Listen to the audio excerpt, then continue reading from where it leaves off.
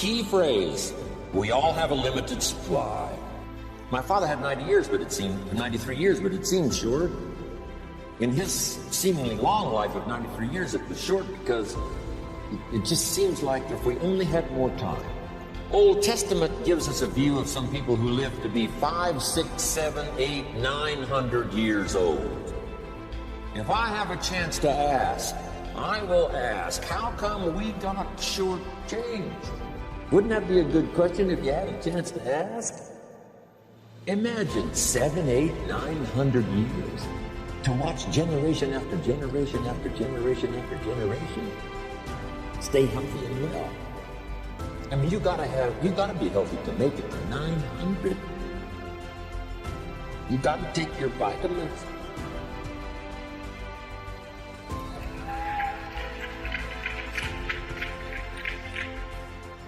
I'm pushing the Bible, I'm pushing vitamins, I'm doing good today.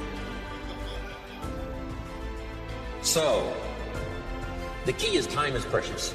Now let me give you Bill Bailey's description of time. Life is not just the passing of time. Life is not just the passing of time. Life is a collection of experiences, their frequency and their intensity. Life is not just watching the clock tick away. Life is a collection of experiences, their intensity, their frequency. When my friend Mark died at age 44, someone says, that's young to die. But what if he lived 4 lifetimes in one? Might not be too young. So here's whatever the span of your life turns out to be, here's what you want to fill it up with: experiences and the intensity of those experiences. But now let's talk about the management of time. Here's one of the best ones we covered earlier. When should you start building this hotel? Answer: as soon as you have it finished. Now jot this one down on time management. When should you start the day? As soon as you have it finished. Plan the day the best you can, leaving plenty of room for improvising and surprises and all the stuff that happens during the course of the day. But if you've planned a good, productive day, now you start that day, you can't believe how much more valuable your time will be. Don't start the day until you have it finished. Now here's the next one. Don't start the week until you've had it finished. Now to lay out a week is a pretty good challenge. Next, don't start the month until you have it finished. The places to go and the people to see, and the productivity and the sales and the customers and the development and all the rest of what you want to accomplish during the course of 30 days. Don't start the month till it's finished. And then here's the big one. This is really challenging. Don't start the year until you have it finished. To the best of your ability. It can't be finished like minute by minute. But in terms of the sweep of what you want to accomplish in the year 2002, make sure that that's set and ready to go by the time January 1st rolls around. And it might get all upset, and it might get torn up, and you do anew, and you make so much progress the first 90 days that now you've multiplied it all by 2, by 3. Because that happened to me. I thought, wow, this is going to be a great year. By the time I finish the 3rd month, I'm rolling, I'm solo. So many things are happening, I revised my whole year's plan. Now, jot this down. Approaches to the management of time. Here's the first one. Ignore the subject. I mean, that's good advice. Don't let anything overly bug you. Because remember now, you don't have to do anything. Someone says, well, I got to get a handle on my time. The answer is no, you don't. If you want to let it all go, you can let it all go. I mean, this is good advice. Somebody says, you ought, you ought, you ought. Jot this down. Ignore all the you oughts. Or you should. Only if they're giving general information. We should. It's better to say if you're teaching, we should. Not you should, we should. Then you let me listen in without it being too confrontational. If everyone did this, see, that'd be great. And then you give a person a chance to choose to do it or not to do it. But when you start the you ought, now see if I don't, now see we got some tension and maybe some problems. So you oughts seem to always create problems. When you're talking to your kids, you say, no, if kids would do this, not always saying if you did this, life would be better, but if kids did this, life would be better. It's like making a little talk and letting them listen in. And then it's a little less confrontation. It gives us a choice. In one of my seminars, here's what I teach. All life forms strive to the max of its potential except human beings. All life forms strive to the max of its potential except human beings. How tall will a tree grow? As tall as it possibly can. You never heard of a tree growing half as high as it could. No, trees don't grow half. A tree drives its roots as deep as it can, reaches as high as it can, produces every leaf it can, every fruit it possibly can.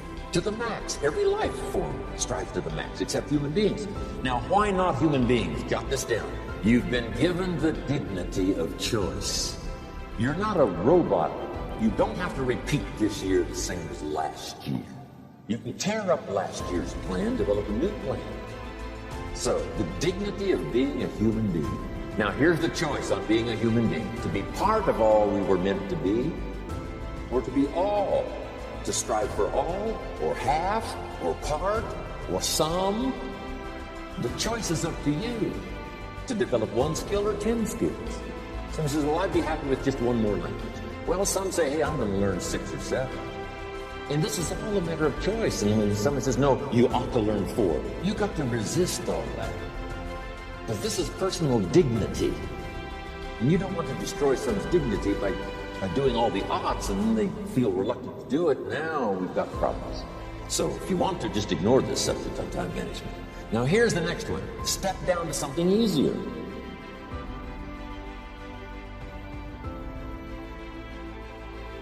The guy's in sales, and he says, oh, I want to own the company. Finally owns the company. Now he's got no time to play golf. He said, when I was in sales, I was making big money playing golf 3 days a week. Heck with this owning something. Heck with managing. My life was never my own after I started to manage. I'm going back to sales. See, this is the key. If you're getting too pressed, you might consider stepping down to something with a little easier time pressure. Little girl says to her mother, Daddy comes home, brings his briefcase and pats me on the head and says hello, disappears and works on these papers. How come my daddy doesn't play with me? And her mother said, look, your daddy loves you very much, but he's so busy at work, he can't get it all done, he has to bring it home. He loves you, but that's why he can't play with you. And the little girl said, why don't they just put him in a slower group? So, jot this down now. If you don't have time for your kids, you might consider joining a slower group. Remember when I said some things I went for cost me too much? So reconsider. Next key to time management. And that's work longer and harder. But see, there's a limit to that. I almost lost my health the first year. I went so crazy about personal development and achievement. I just went bonkers. You know, I told you I was skinny, but at the end of that first year, I was a walking shadow. And then it suddenly occurred to me, what if I got rich and too ill to spend it? I mean, that was a shocker. So I started, developing a little more reasonable. Because I said, if 12 hours won't do it, I'll work 14. If that won't do it, I'll work 18. I mean, how many hours it takes. And sure enough, it cost me too much. So see, working longer and harder for some might be appropriate. If you're just sitting around not doing that much, this might be good, work longer and harder. But you can only work so hard. Here's the key, not to work harder, but smarter. When you've worked as hard as you can, doing the best you can in terms of physical output in the time, reasonable time. Now here's the ultimate in the management of time, and that is you simply become more skillful. When I first got into sales, I was around people that could get, 9 out of 10, 8 out of 10. And when I first started, I could only get 1 out of 10. But here's what I did. I worked around the clock. so that I would make up in numbers what I lacked in skill. That's good in sales. You got to jot that down. When you're new, you make up in numbers what you lacked in skill. Now, when you become more skillful, the numbers can go down because now your persuasive ability and all of that is now so high that you don't need to put as many numbers out. But at first, if you want to compete or if you want to really get good, you got to put in the numbers. But if you get more from yourself, develop more of yourself, now the time management becomes an easier task. Now here's the next step. Either you run the project or it runs you. I found out when you start something, at first you're in charge. All of a sudden, a year later, it's in charge. Some of the companies I started, I'm telling you, I'm in control. A couple of years later, I'm out of control. At first, I've got it on the run. 2 years later, it's got me on the run. Haven't got enough time. I'm busy with trying to get it all done. So here's part of the key, and that's to get in charge. So I'm going to take charge of my health. One of my albums is entitled, Take Charge of Your Life. Take charge of your time. Take charge of your resources, which we're going to talk about next. Take charge of your health. You're the one that's responsible for it. It's not a requirement of society that you not have a heart attack to take care of your family. That's not a requirement of society, but you must make it a requirement of yourself. Society doesn't require that you build a financial wall around your family nothing can get through. That's not a requirement of society. It's a requirement you impose on yourself to build a financial wall around your family nothing can get through. So impose on yourself this self-development of being in charge, taking charge of your life and your health and your future and your responsibilities and all of this. Next, reasonable time is enough time to achieve all of your goals. Just jot that down. Reasonable time is enough time. I had to learn that. Reasonable time is enough time.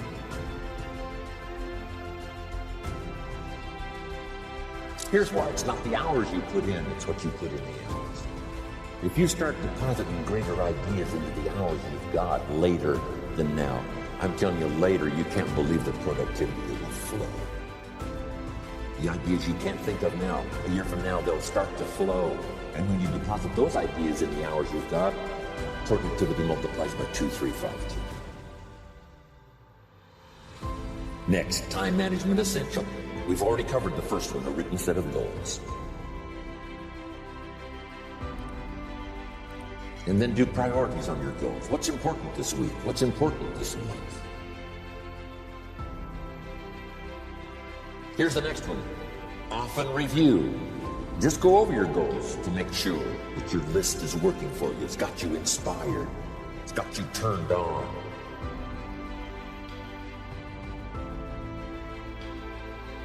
Somebody says, how come you're up so early? See, if you were headed where I'm headed, you'd be up early too. If you were going to meet who I'm going to meet, you'd be up early. If it was going to stack up for you like it's stacking up for me, you'd be getting up.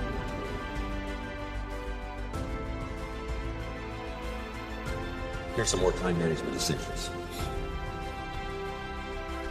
Learn to study what we call majors and minors. You pick up the phone. Here's what you must say when you pick up the phone. Is this a major conversation or a minor conversation? If it's minor, a few pleasantries and you're done. If it's major, maybe you've got to make a few notes. So here's the next one. Important conversations, make an agenda before you make the call. Just jot down a little agenda. It's so easy now to just talk out of your head. Did you ever hear a conversation end like this? Let's see, there was something else. See, you don't look that swift. I can't think of it right now. I'll call you back. See, you look a little incompetent. Let's see, there was something. It escapes me right now. Really? So have you got this now? Make an agenda before you make a call if it's an important call. Now later that saves you all kinds of stuff. You call John in, the salesman, and say, John, remember those 4 things we went over? He said, no, we didn't talk about that. And then you pull out your daytime or whatever, and there's the list you made when you made the call. He said, oh, yes, seems like I do remember. And you've got him with your list. If it's just salespeople especially can talk you out of what's in your head. It's true. No, we didn't talk about that. And if you don't have a little proof, I'm telling you, it's gone. So make an agenda before you make a call. So what's major, what's minor? Now here's the key on this. Don't major in minor things. If you take up major time to do minor things, I'm telling you, you'll be behind the curve constantly. Here's what we learn in sales training. What's major time and what's minor time? Here's minor time, thinking about prospects. Here's minor time, making lists of prospects. Here's minor time, keeping books on prospects. Here's minor time, going to see the prospect. Here's minor time, evaluating the prospect after you've been there. That's all minor time. Here's major time, in the presence of the prospect. That's major time. And if you took a look, if you're in sales and you took a look at a week, you'd say, my gosh, I'm spending 90% of my time on the minor stuff and so little time on the major stuff in the presence of. How many hours in the presence of in my day? How many hours in the presence of during my sales week? Because the time that really counts is in the presence of. Majors and minors. Here's another key time management essential. Don't mistake movement for achievement. It's easy to get faked out by being busy. Guy comes home at night all exhausted, falls in the chair and says, oh, I've been going. Here's the big question. Doing what? It's not the going. Some people are going, and they're doing figure eights. Their progress is small. So don't mistake movement for achievement. Here's another one in sales we learned. Don't mistake courtesy for consent. If somebody's pleasant and they nod, you say, oh, they're going to buy. No, they're courteous. You can't mistake courtesy for consent.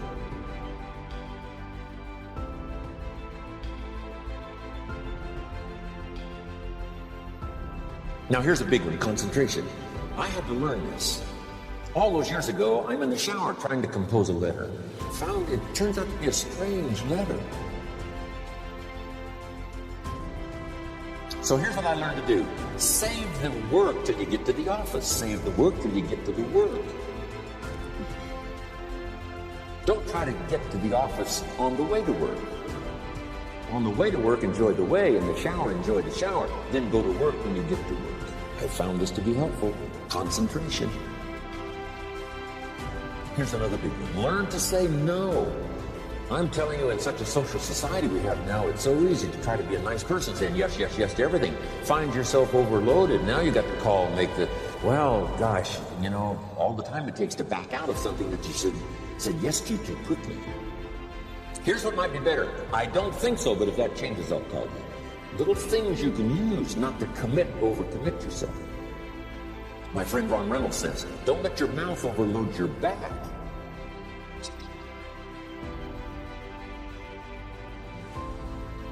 Now here's a big one on time management. When you work, when you play, don't mix the two. Don't work at play. I used to take my family to the beach and I would bring my briefcase.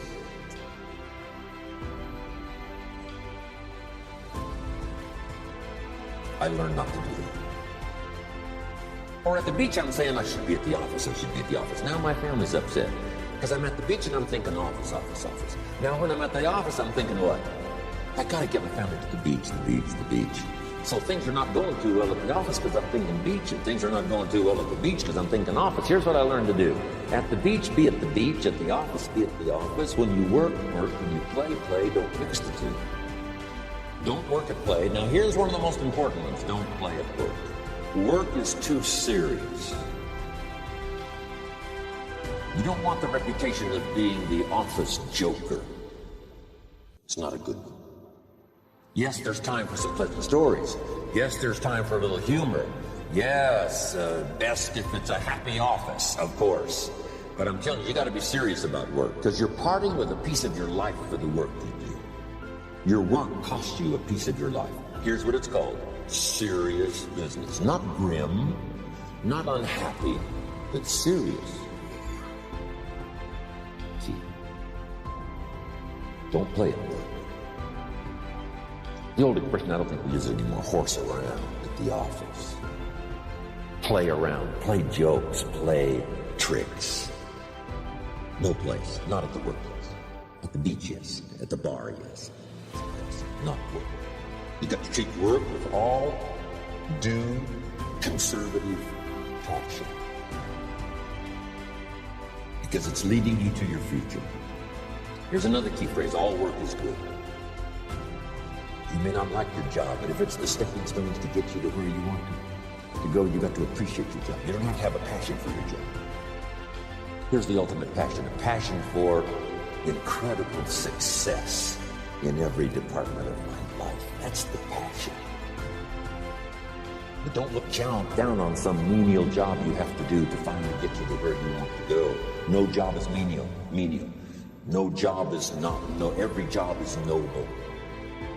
Trading life for pay, making a contribution to society.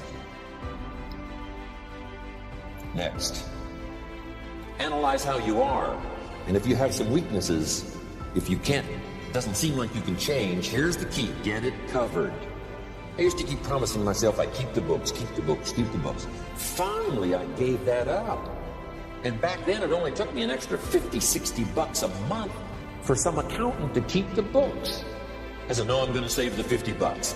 You can't believe what I started losing in productivity because I tried to save the $50. So the key is, a lot of time you can stay like you are, but just make sure you get it covered.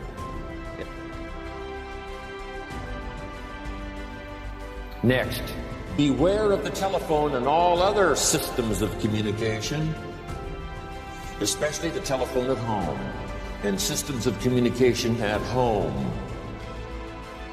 And here's one of the best lines I've got for you for the weekend: let all communication systems serve you, but don't let them intrude. When it comes time to have dinner with your family, you shut off all systems, unless the ones that can take messages silently. Don't let the phone ring. Don't let anybody intrude, come through the front door nor the back door, nor through the telephone or any other device.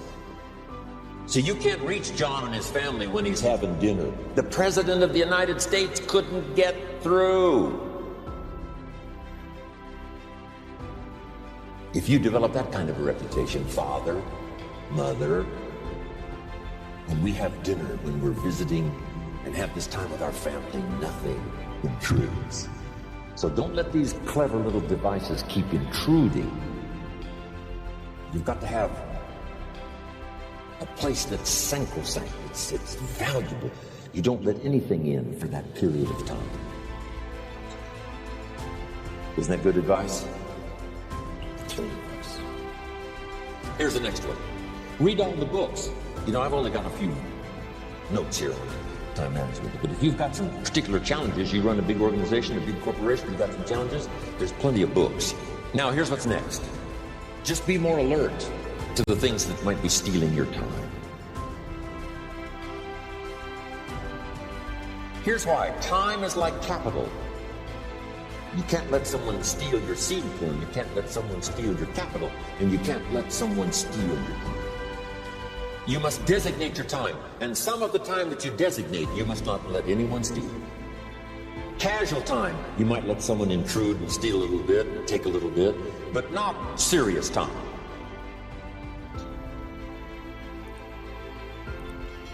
Next, one of the great time management savers is to learn to ask questions up front. Sometimes you talk to somebody for an hour, then you ask questions and you find out if you would have asked those questions up front, you could have saved yourself an hour. Asking questions up front helps you to get to the problem now. But if you just launch into some discourse, you might waste 30 minutes, waste an hour, when here's what you should have been thinking. After you finished an hour, you say, John, what's really the problem? He said, well, it's something personal. See, that's what you should have been talking about this whole hour. Next, learn to think on paper. Now we're going to take a break. Some ways to think on paper. One, we've covered one.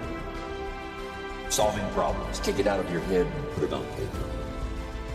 Another one is setting goals. Making these lists we've already started. Here's another good way to think on paper. It's a projects book.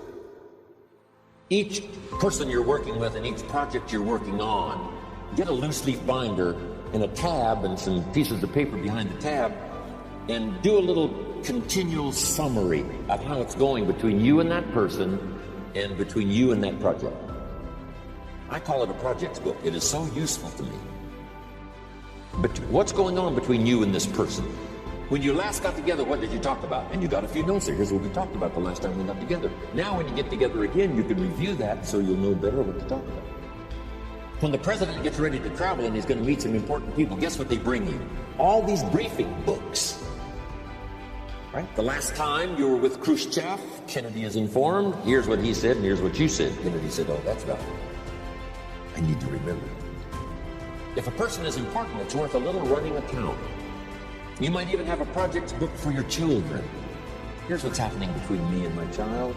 We've talked about this, and we've talked about this, and we've talked about this. Next, a day timer. Keeping track of all of your appointments. You know, mine is all filled with, when to catch an airplane, and when to do a seminar, and when to sit down and have a conference, all the rest. Next is a game plan. If you've got a house and the insurance is going to come due and some other things are going to come due, you just put it on a spreadsheet and make sure it's taken care of. Key phrase, take things out of your head and put them on paper. And the key is to just experiment with different ways that helps you to do that. Now here's the last one, thinking on paper, and that's to keep a journal. One of the things I'm known for around the world, have been now for 39, 40 years, is keeping a journal. Now my journal is not it's not necessarily it's not like a diary. It might be part diary. I'm flying over Ireland, write down a few little things that impress me. Today I met this person. What an extraordinary event. Today the senator conducted this seminar in Rohn. 1,000 people stood up and sang for me. I've got a little bit of a diary in there. But here's what primarily your journal is for. Collecting good ideas. The journal is to collect good ideas on your health, good ideas for your business, good ideas for your future, good ideas for time management. Because I used to take notes on pieces of paper and torn off corners and backs of old envelopes and restaurant placemats. And I threw all this stuff in a drawer. It did not serve me well. I finally learned to get a bound copy, right? And just keep a journal. Right? If I was here, had my journal, I'd be taking notes, right? These 2 days in my journal. Now, if you're caught without your journal, you just take the notes when you get back home. You put those notes in your journal, throw the paper away. Because we don't usually go through paper to review. But see, my journals now make up a significant part of my own library.